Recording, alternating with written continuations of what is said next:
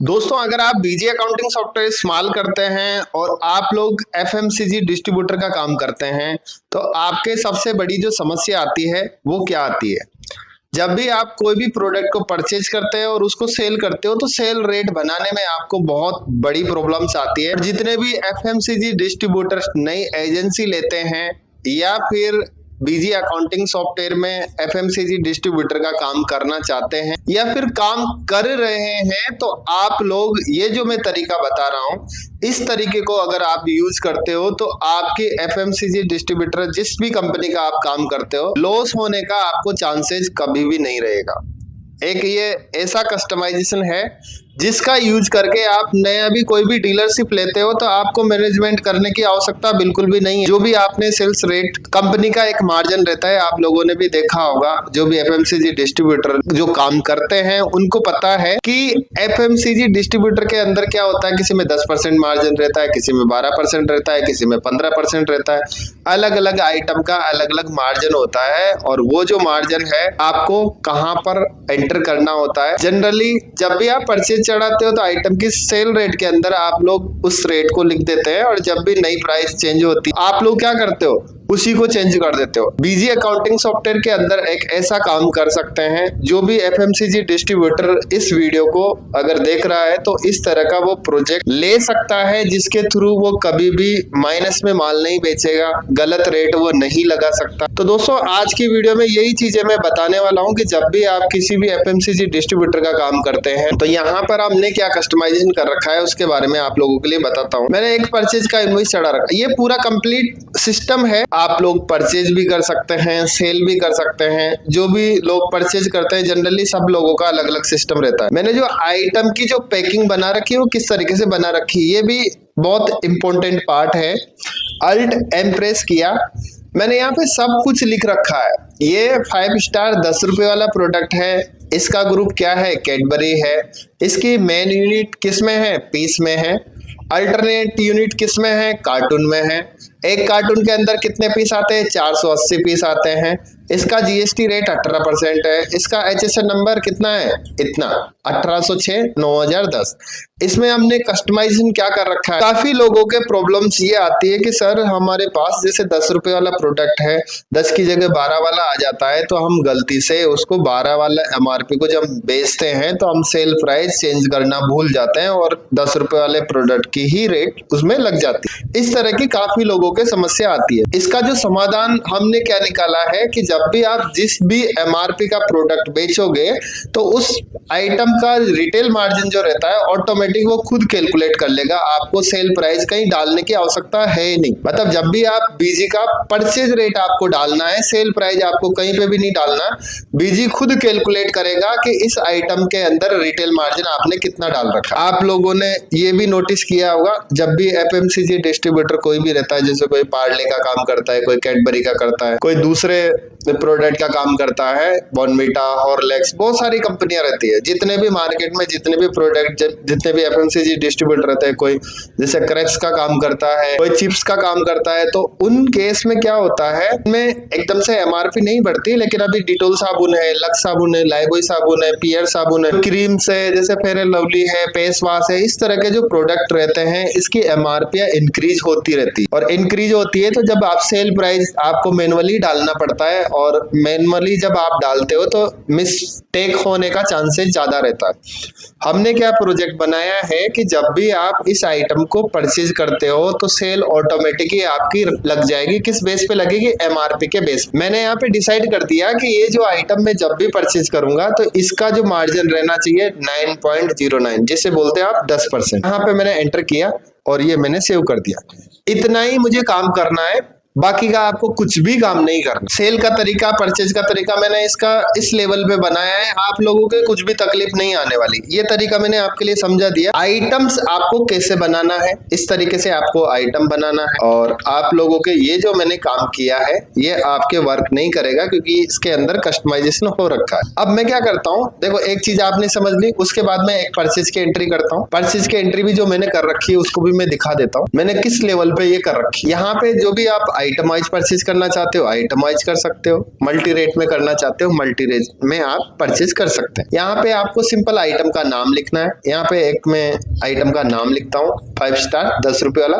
मैंने यहाँ पे लिख रखा है आइटम का नाम, इसका ग्रुप है और इसकी क्वांटिटी है। यहाँ से मैंने एंटर किया। एंटर करने के बाद ये पहले ही मेरे से पूछता है कौन सी एमआरपी का माल है। यहाँ पे मैंने लिखा जी 10 रुपए एमआरपी का माल है। अब ये मेरे से पूछ रहा है आपके पास जो माल आया है वो पीस में आया है कि कार्टून में आया है। अब पीस में आया है तो यहाँ पे आप पीस लिख सकते हैं, जो भी आपके पीस है। अगर आप कह रहे हो भैया कार्टून में मेरे पास ये माल आया है तो मुझे तो कार्टून में लिखना है। यहाँ से मैंने सिंपल एंटर किया। एंटर करने के बाद ये आपके लिए क्या बता रहा है कि ये जो माल है कि आप परचेज की एंट्री करना चाहते हैं उसकी जो पैकिंग है वो 480 पीस की पैकिंग है। मतलब एक कार्टून के अंदर 480 पीस आते हैं। ये आपके लिए दिखा दिया। ये मैंने अंदर डिसाइड कर रखा है इस कार्टून की पैकिंग कितने की। 480 पीस का ये कार्टून है। मेरे पास 2 कार्टून आया, 2 कार्टून मैंने यहाँ पे लिखा। इसके बाद जो आपका परचेज का इनवॉइस आता है 99% परचेज के जितने भी मैंने भी आज दिन तक बहुत परचेज के बिल देखे, तो पीस का प्राइस आएगा या फिर पेटी का प्राइस आएगा। इन दोनों चीजों के अलावा तीसरा कोई प्राइस नहीं आ सकता।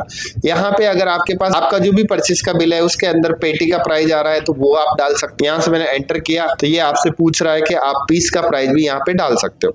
डिस्काउंट अगर आपके पास आया है तो डिस्काउंट भी आप लोग डाल सकते हैं और इसके बाद सिंपल आपको एंटर करना है। जैसे 10 रुपए वाला जो प्रोडक्ट है 7 रुपए 18 पैसे का मुझे पड़ता है। अगर मेरे पास कोई डिस्काउंट आया है तो डिस्काउंट भी मैं एडिशनल डाल सकता हूँ। यहाँ पे ये जो प्रोडक्ट है इसकी आपने परचेज की एंट्री कर दी। इसके अलावा आपको कुछ भी नहीं करना है। अब जो सेल में करूंगा, सेल करते टाइम पे आपको कुछ भी पीछे देखने की आपको आवश्यकता नहीं है। इस तरीके से मैंने परचेज की एंट्री करी है और इसमें मेरे हिसाब से कुछ भी आपको प्रॉब्लम्स नहीं होनी चाहिए। जितने भी एफएमसीजी डिस्ट्रीब्यूटर होते हैं उनके पास भी सेम इसी तरीके से पैटर्न पे वो लोग काम करते हैं। मैंने ये परचेज की एंट्री करी और इसके बाद मैंने कर दिया इसको सेव करने के बाद अगला काम में क्या करता हूँ, मैं पूरा स्टेप जो भी एक आपको क्लोजिंग स्टॉक कैसे देखना है, बिल आपको कैसे बनाना है, आउटस्टैंडिंग आपको कैसे मेंटेन करना है, इसके बाद आप सेल करोगे तो आपको जो मैंने प्रोजेक्ट बताया है उस बेस पे ये आपकी रेट लग रही है। गलत तरीके से आप लोग रेट लगा रहे हैं। यहाँ पे मैं क्या करता हूँ, पहले परचेज की एंट्री मैंने कर ली। यहाँ पे पहले क्लोजिंग स्टॉक का मैं आपके लिए बता देता हूँ। मैंने सिंपल क्या किया, यहाँ पे मैंने डेट डाला। डेट डालने के बाद में ये मेरे पास पीस में स्टॉक बता रहा है। यहाँ पर क्या होता है, कुछ लोग चाहते हैं कि भैया मुझे पेटी में चाहिए तो आप लोग पेटी में भी निकाल सकते हैं, पीस में भी निकाल सकते हैं। यहाँ पे आपके सामने पता चल रहा है 44 पेटी का आपके पास स्टॉक है। पीस का देखना चाहते हैं तो यहाँ पे पीस का स्टॉक। अगर आप चाहते हैं कि इसकी वैल्यू देखना चाहता हूँ, वैल्यू भी आप देख सकते हो। यहाँ पे सिंपल क्या करना है, यहाँ से वाई करना है आपको। अगर आप चाहते हो एमआरपी देखना चाहता हूँ तो यहाँ एमआरपी वाले ऑप्शन पे वाई करना है। यहाँ से क्लिक किया तो आपको सारा सब कुछ पता चल गया। तो दोस्तों ये जो क्लोजिंग स्टॉक है ये आपने नॉर्मल देखा है, एमआरपी वाइज देखना है तो एमआरपी वाइज का सिस्टम कंपनी ने अलग दे रखा है, अलग रिपोर्ट दे रखी है।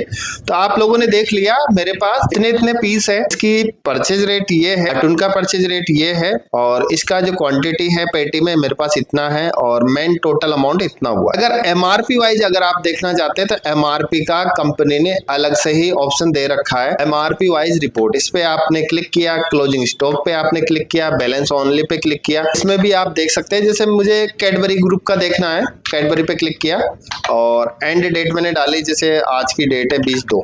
यहाँ पे एंटर किया। एंटर करने के बाद ये मेरे को बता रहा है कि मेरे पास 5 रुपए एमआरपी 10 रुपए एमआरपी का जो 5 स्टार है वो इतनी क्वांटिटी है। और इसको अल्टरनेट में भी अगर मैं देखना चाहता हूँ, यहाँ से मैंने क्लिक किया तो मेरे को ये सब कुछ बता रहा है। 10 रुपए एमआरपी के 4800 पीस है और 10 कार्टून मेरे पास है। इसकी वैल्यू देखना चाहते हैं तो वैल्यू भी आप देख सकते हैं। यहाँ पे एक वैल्यू का ऑप्शन भी यहाँ पे दे रखा है। मैंने यहाँ पे वाई किया, वाई करने के बाद वैल्यू भी आपके लिए दिखा रहा है कि ये टोटल कितनी एमआरपी का कौन से कितने कार्टून है और इसके कितने पीस है और इसका स्टॉक की वैल्यू कितनी है। इसी तरीके से आप लोग देखते हैं। ये आपके क्लियर हो गया। इसके बाद अब मैं सेल करके आपके लिए दिखाता हूं। देखो मैंने कहीं पे भी इसमें सेल प्राइस एंटर नहीं करी है कि इस प्रोडक्ट की सेल रेट ये लगनी चाहिए। केवल मैंने कस्टमाइजेशन जो कर रखा है उसके अंदर ही मैंने डिसाइड कर रखा है सभी आइटम्स के अंदर। किसी में 10% होता है, किसी में 12% होता है, किसी में 15% होता है, किसी में 20% होता है। वो आप अलग अलग आइटम के आप डिसाइड कर सकते हैं। अब मैं इसका एक सेल्स का बिल बनाता हूं। सेल के बिल में भी मैंने इसी तरीके से सिस्टम कर रखा है। जैसे आज की डेट डाली मैंने जो भी डेट है, यहाँ पे एक बिल बनाना चाहता हूँ। एंटर किया, एंटर करने के बाद यहाँ पे लोकल टैक्स इंक्लूसिव मैंने कर रखा है और यहाँ पे एंटर किया। एंटर करने के बाद जो भी आपका कस्टमर आता है, जनरल बिल बनाने का सिस्टम यही रहता है। मैंने क्या किया, 10 रुपए वाला जो 5 स्टार है, अगर वो पीस लेने आता है तो पीस डाल सकता हूँ, अगर वो कार्टून लेने आता है तो कार्टून डाल सकता हूँ। पीस लेने आया, जैसे मेरे से 10 पीस लेने आया, मैंने एंटर किया।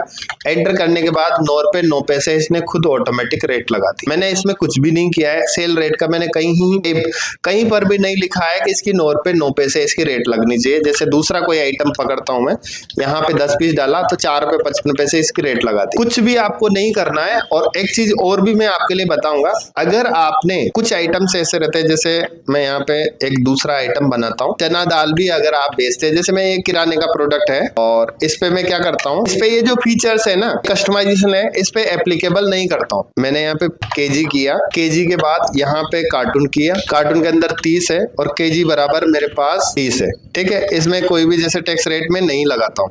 अब यहाँ पे जो एमआरपी वाला जो फीचर्स है, इसको मैं नो कर देता हूँ, क्योंकि इसमें एमआरपी का कोई रोल नहीं है। और मैं इस आइटम को जैसे परचेज करके सेल करूंगा, यहाँ पर अगर इस आइटम्स के अंदर मैंने डाल रखा है कितना, यहाँ पे डिसाइड कर दिया इसका जो सेल रेट होना चाहिए 50 रुपए किलो होना चाहिए, ठीक है। यहाँ से मैंने एंटर किया। एंटर करने के बाद दोबारा से चना दाल को अगर मैं सेलेक्ट करूंगा तो इसकी रेट है 50 रुपए, ये ऑटोमेटिक ले लेगा। मैंने इसमें इस तरीके से कस्टमाइजेशन कर रखा है। कुछ आइटम्स ऐसे हैं जो भी आप परचेज रेट, जो भी आपकी सेल रेट है वो आप डाल सकते। कुछ आइटम्स आपके ऐसे हैं जिसको एमआरपी से आप डिस्काउंट करके देना चाहते हो, तो आपको कहीं पे भी एक बार आपको लिखना है। यहाँ पे दूसरा आइटम मैं सेलेक्ट करता हूँ, यहाँ पे चना दाल को मैं यहाँ से एक बार के लिए हटा देता हूँ। दूसरा आइटम मैंने सेलेक्ट किया, जैसे यहाँ पे इसको 5 स्टार को सिलेक्ट कर लिया। दूसरा आइटम 10 रुपए वाला डेयरी मिल्क लिया। जैसे मैं कार्टून डालना चाहता हूँ, यहाँ से एंटर किया। एंटर करने के बाद मेरे सामने सेल के टाइम पे भी इसी तरीके से विंडो अप हो रही है और मैं यहाँ पे जैसे 2 कार्टून बेचना चाहता हूँ, इसकी सेल रेट ऑटोमेटिक ले ली।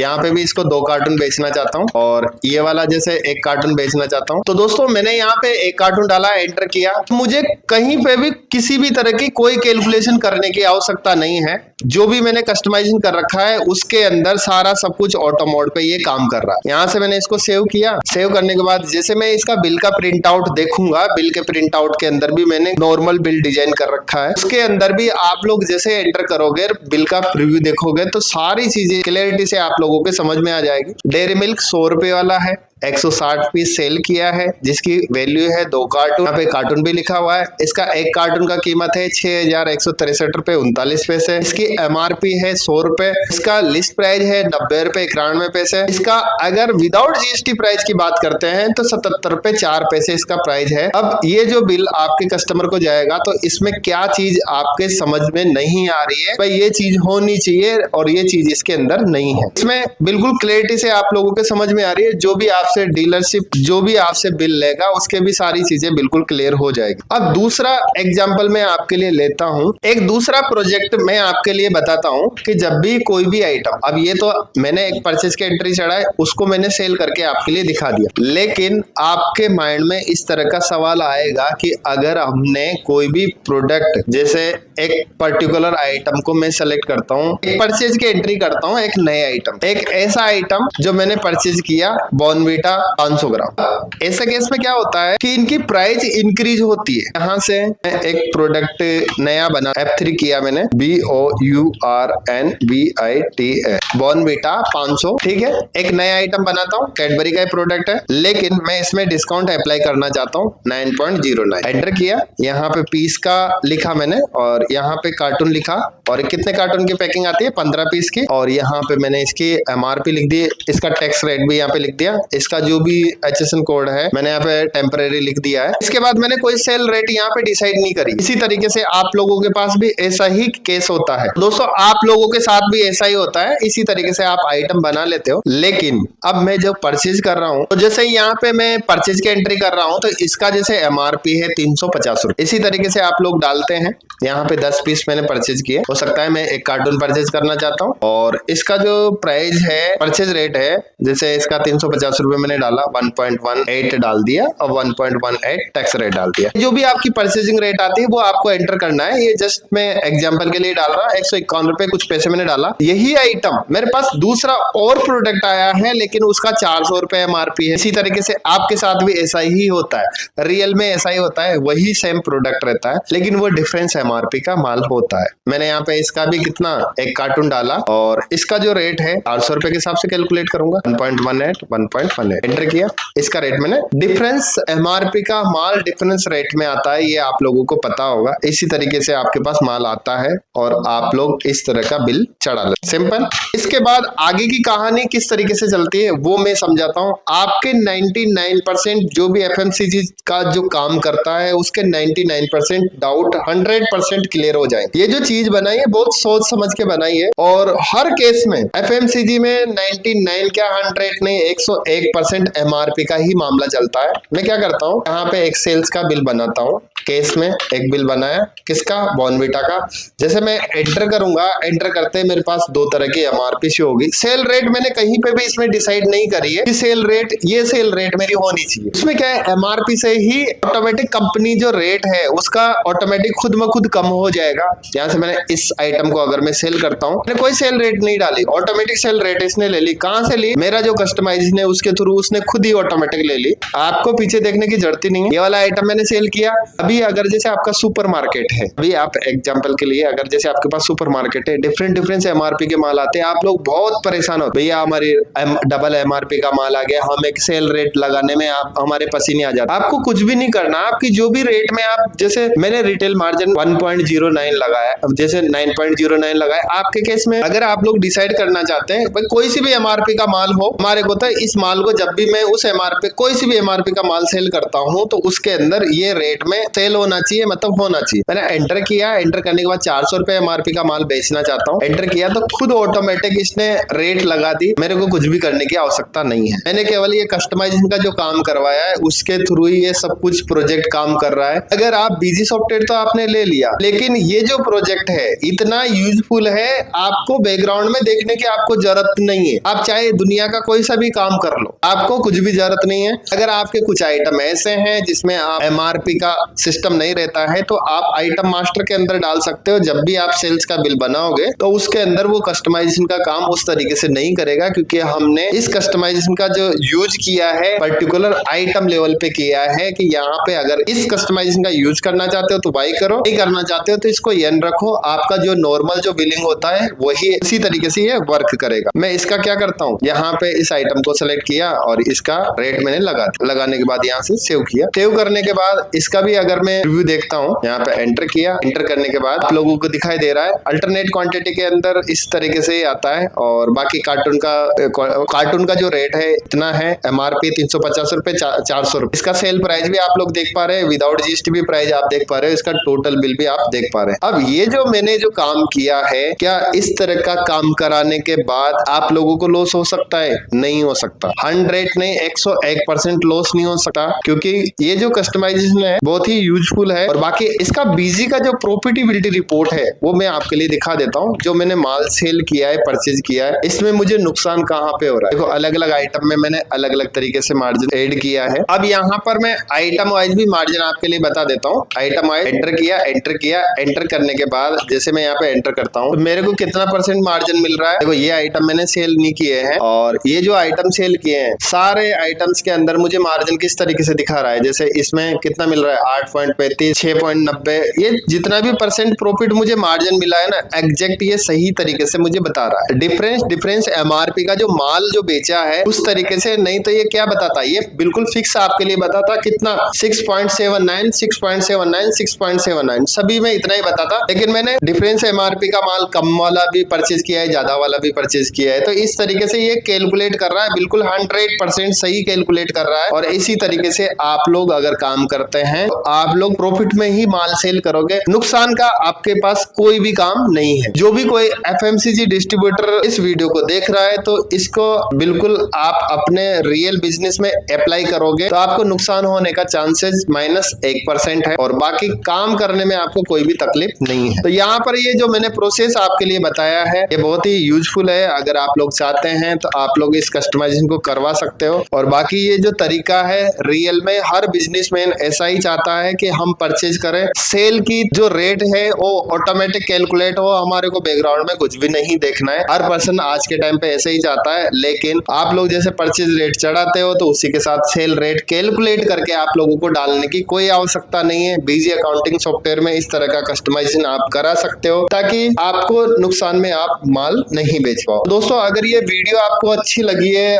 तो आप लोग वीडियो को लाइक करें और चैनल को सब्सक्राइब करें, और इसी तरह के हेल्पफुल वीडियोज अगर आप देखना चाहते हैं तो आप अकाउंट्स और सॉल्यूशन यूट्यूब चैनल को सब्सक्राइब कर सकते हो। मैं इसी तरह के हेल्पफुल वीडियोज बनाता रहता हूँ। दोस्तों, आज के लिए बस इतना है। Thank you.